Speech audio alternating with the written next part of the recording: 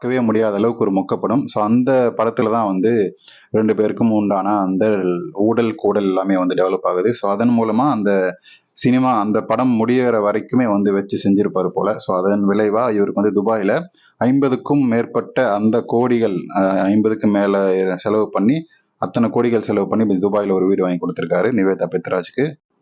So Nivetha பெத்ராஜும் வந்து இவர் கல்யாணமானவர் அப்படின்றதெல்லாம் பார்க்காம இவர் வந்து ஒரு பணம் பலம் அதிகமாக இருக்கக்கூடிய ஒரு நபர், அதுவும் அரசியல் பின்புலம் ரொம்ப பெருசா இருக்கக்கூடிய ஒரு நபர். இவரை வந்து விடக்கூடாது அப்படின்றத கெட்டியா பிடிச்சிக்கிட்டாரு.